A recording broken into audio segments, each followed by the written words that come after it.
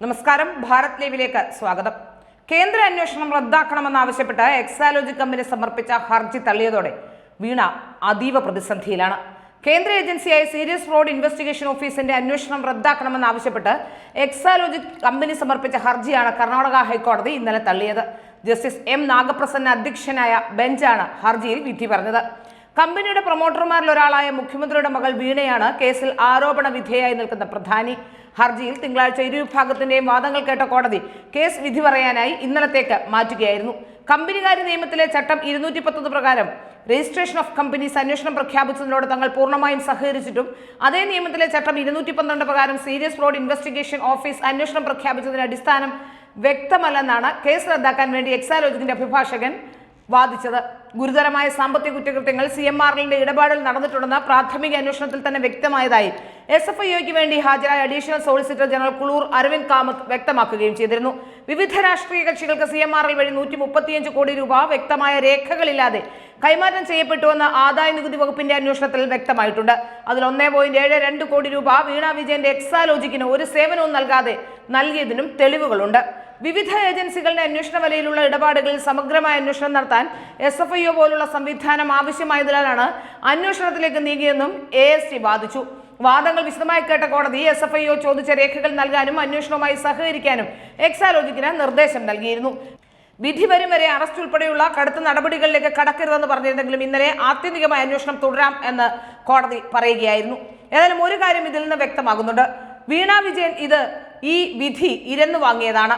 കർണാടക ഹൈക്കോടതിയിലേക്ക് അന്വേഷണം റദ്ദ് ചെയ്യണമെന്ന് ആവശ്യപ്പെട്ട് പോയപ്പോഴാണ് എക്സാലോജിക്കുമായി ബന്ധപ്പെട്ട കൃത്യമായ രേഖകൾ നൽകാൻ കോടതി നിർദ്ദേശിച്ചത്. അതുമാത്രമല്ല, വീണ വിജയനെ സംബന്ധിച്ചിടത്തോളം അറസ്റ്റ് ചെയ്യപ്പെടുമോ എന്ന ഭയവും ഉണ്ടായിരുന്നു. ഏതായാലും വീണ വിജയന് ഇപ്പോൾ അത്ര നല്ല സമയമല്ല. കാനഡയിൽ ഒരു കമ്പനിയുണ്ട് എന്ന പുതിയ വിവരങ്ങളും പുറത്തു വന്നു കഴിഞ്ഞു. ഏതായാലും കാനഡയിൽ കമ്പനി ഉണ്ടെങ്കിലും കമ്പനിയുടെ രേഖകളിൽ പെട്ടെന്ന് മാറ്റം വന്നതായും സൂചനകളുണ്ട്. കാനഡയിലെ കമ്പനി അടക്കമുള്ള അന്വേഷണങ്ങൾ മുമ്പോട്ട് പോയാൽ മറ്റ് ഏജൻസികൾ തന്നെ അന്വേഷിക്കേണ്ടി വരും. SFIO വളരെ കൃത്യമായി തന്നെ അന്വേഷണം നടത്തുകയും അറസ്റ്റ് ചെയ്യാൻ പോലും അധികാരമുള്ള ഏജൻസിയാണ്. അതുകൊണ്ട് തന്നെയാണ് വീണ വിജയൻ ഇപ്പോൾ ഓടി ഹൈക്കോടതിയിലേക്ക് പോയതും. ഏതായാലും ഒരു കാര്യം വ്യക്തമാകുന്നുണ്ട്, വീണ വിജയന്റെ അറസ്റ്റ് ഉടൻ തന്നെ ഉണ്ടാകുമെന്ന കാര്യത്തിൽ യാതൊരു സംശയവും വേണ്ട. കാരണം ഇത്രയും കാലം നടന്നതുപോലെയല്ല, കേസിന്റെ കാര്യങ്ങൾ വളരെ കൃത്യമായി തന്നെ മുന്നോട്ട് പോകുന്നുണ്ട് എന്നാണ് വ്യക്തമായും മനസ്സിലാക്കാൻ സാധിക്കുന്നത്.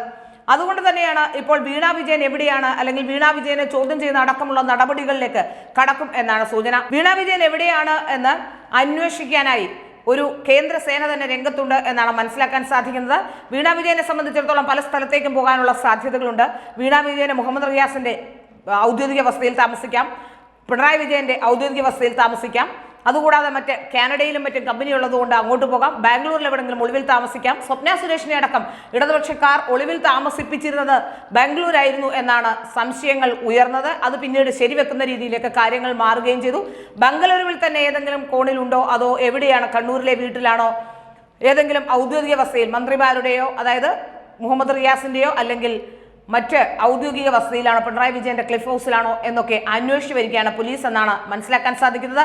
ഉടൻ തന്നെ വീണ വിജയനെ ചോദ്യം ചെയ്യാനുള്ള നടപടികൾ അന്വേഷണ ഏജൻസികൾ ആരംഭിക്കുമെന്നാണ് സൂചന. ഏതായാലും ഇനി വീണ വിജയനെ പിടിച്ചു നിൽക്കാൻ കഴിയില്ല. വീണ വിജയൻ പ്രതിരോധത്തിൽ തന്നെയാണ്, ഒപ്പം പിണറായി വിജയനും എന്നാണ് മനസ്സിലാക്കാൻ സാധിക്കുന്നത്. ഉടൻ തന്നെ വീണ വിജയനെ ചോദ്യം ചെയ്യലും അറസ്റ്റും തന്നെ ഉണ്ടായേക്കാം എന്നും അന്വേഷണ ഏജൻസികളിൽ നിന്നും ചില വിവരങ്ങൾ പുറത്തു വരുന്നുണ്ട്. ഏതായാലും വീണ വിജയൻ ഒളിവിലാണോ എന്ന സംശയവും ചിലർ പങ്കുവയ്ക്കുന്നുണ്ട്.